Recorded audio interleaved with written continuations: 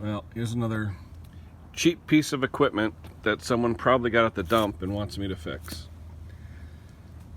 One of my customers, a couple of ladies, nice people, asked me if I fix smaller stuff because I usually fix their larger stuff, and I said sure. So they handed me a 136 that had a fuel filter in the tank, all broken fuel lines, and look at this, guys.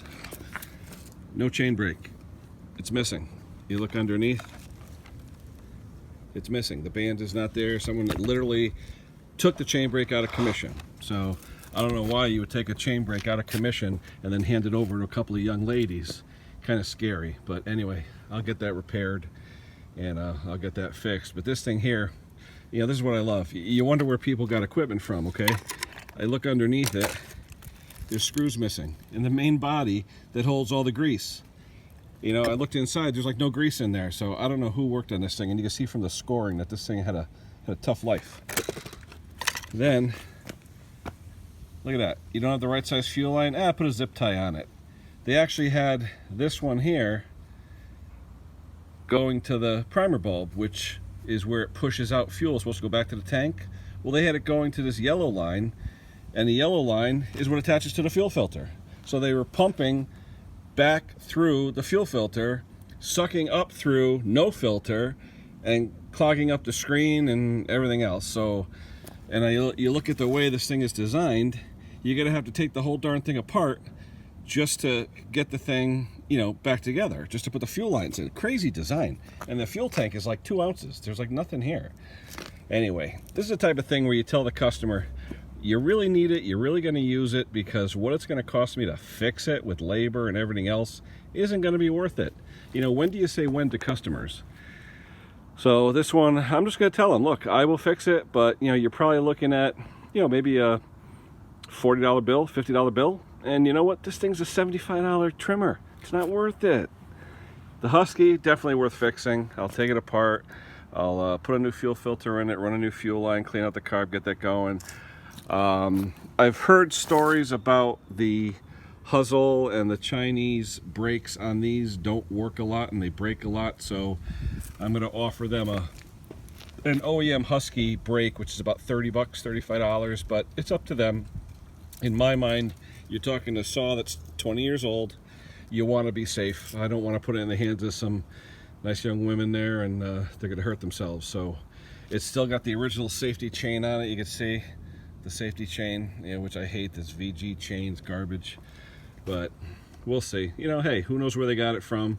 But the moral of this story is, if you get stuff from friends or junkyard, you know, you get what you paid for, which is nothing.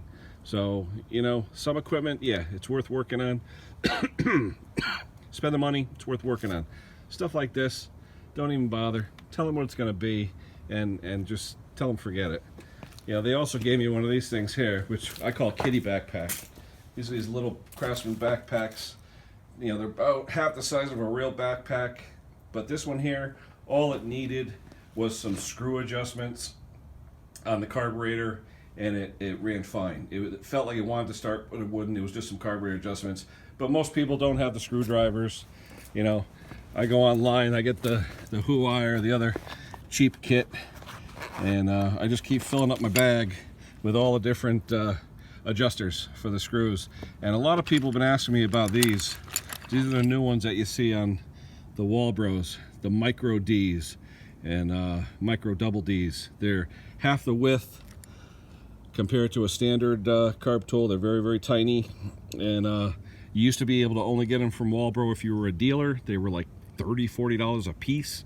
Now the Chinese are repopping them. There's 2 different styles or 3 different styles.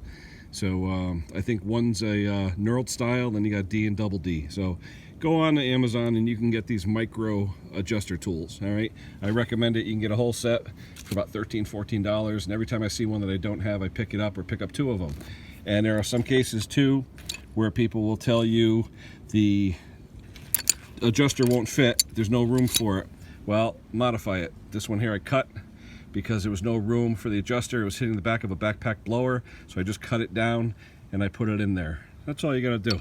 Hey, necessity is the mother of invention. It didn't fit, now it fits. You know, what did this cost me? $2? No big deal. All right, guys, that's it for now. Just like I said, when guys are on the cheap and girls are on the cheap, be real with them, be honest with them, tell them, look, I'll fix anything for you, and I really will, but it's not worth fixing. And whoever you got it from sold you a bill of goods or gave you a bill of goods, especially when there's missing screws, the wrong fuel line, and then the line's in the wrong spot. The other line came apart. I touched it and it came apart. So it's garbage. It really is. So it's not really worth it. And look at this. 23cc, tiny. I mean, there's really no power there either. And you look at this thing and I'm wondering what they're going to cut with it, because there's really nothing to it. So, all right, guys, that's it. Tell your customers, if you want to be cheap, that's one thing, but cheap doesn't mean spend good money on it. It means save your money and get something good. All right, guys, talk to you soon. Bye-bye.